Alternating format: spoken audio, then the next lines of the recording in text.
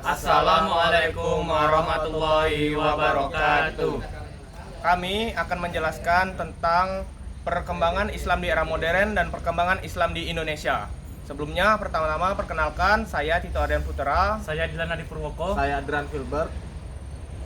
Baiklah, di sini saya akan menjelaskan yang pertama, yaitu periode klasik pada tahun 650 sampai 1250 Masehi.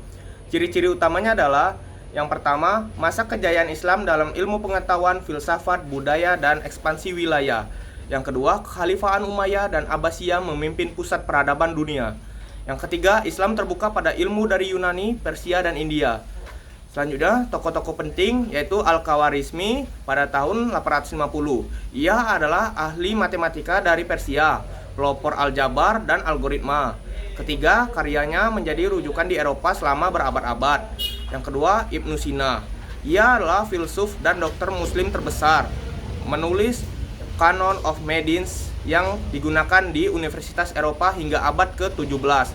Ketiga, ahli dalam logika, metafisika, dan ilmu kedokteran. Ketiga, Al-Farabi. Ia adalah filsuf muslim yang menafsirkan karya-karya Plato dan Aristoteles. Dua, dikenal sebagai guru kedua setelah Aristoteles. Tiga, membahas hubungan antara filsafat dan agama. Keempat, Al-Ghazali. Ia adalah ulama sufi, teolog, dan filsuf. Penulis Ihya Ulumuddin, karya penting dalam tasawuf. Ketiga, mampu merekonsiliasi tasawuf dengan syariat. Kelima, Imam Syafi'i, pendiri mazhab Syafi'i dalam fikih, merumuskan ushul fikih, yaitu metode penetapan hukum Islam. Ketiga, pemikirannya banyak diikuti di Asia Tenggara. Periode pertengahan 1250 sampai 1800 Masehi. Ciri-ciri utama, terjadi stagnasi ilmiah dan dominasi taklid. Namun secara politik, Islam masih kuat melalui kerajaan-kerajaan besar. Tokoh-tokoh penting. 1. Ibnu Khaldun 1332 sampai 1406 Masehi. Sejarawan dan sosiolog muslim pertama. Menulis Muqaddimah dasar teori sosiologi dan ekonomi. Mengkaji sebab-sebab kemunduran kemajuan peradaban. 2. Sultan Muhammad Al-Fatih 1432 sampai 1481 Masehi. Penakluk Konstantinopel pada usia 21 tahun 1453 Masehi. Mengakhiri kekaisaran Bizantium dan memperluas wilayah Utsmani. Melindung ilmu pengetahuan dan arsitektur. 3. Imam Nawawi 1233 sampai 1277 Masehi. Ulama fikih dan hadis dari Suriah. Penulis kitab Riyadhus Shalihin dan Arba'in Nawawiyah. Pemikirannya dijadikan rujukan utama hingga kini. 4. Ibnu Taimiyah 1263 sampai 1328 Masehi. Tokoh reformis yang menyuruhkan kembali kepada Al-Quran dan Sunnah, mengkritik ibadah bid'ah dan penyimpangan dalam umat Islam. Pemikirannya mempengaruhi gerakan pembaruan selanjutnya. Yang ketiga, periode modern 1800 Masehi hingga sekarang. Ciri-ciri utamanya, yang pertama, Islam menghadapi tantangan kolonialisme, sekularisme, dan modernisasi. Yang kedua, muncul pembaruan pemikiran dan gerakan kebangkitan.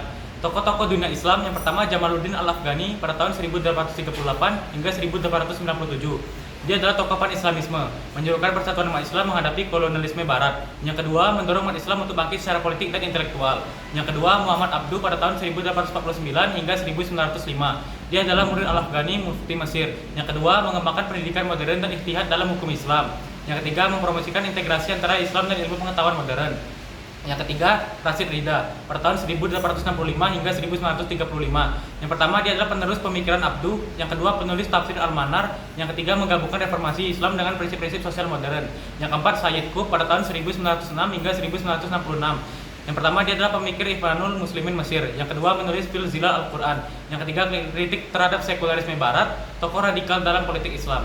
Yang kelima, Fazlur Rahman pada tahun 1919 hingga 1988.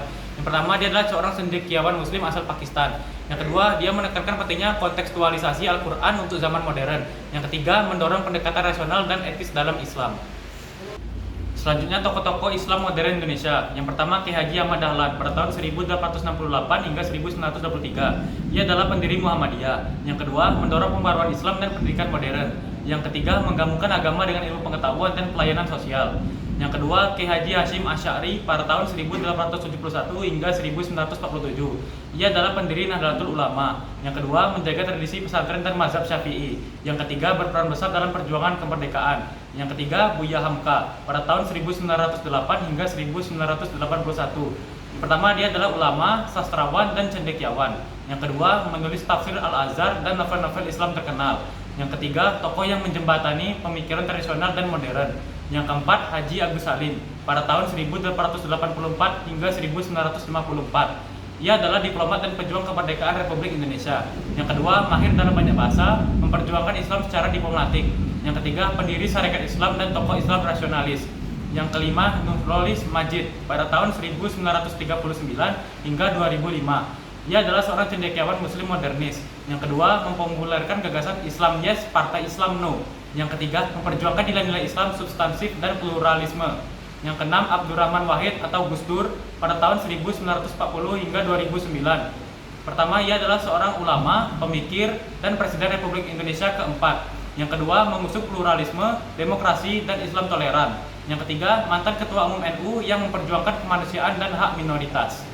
Kesimpulannya adalah peradaban Islam terus mengalami dinamika dari masa keemasan, masa kemunduran hingga kebangkitan di era modern.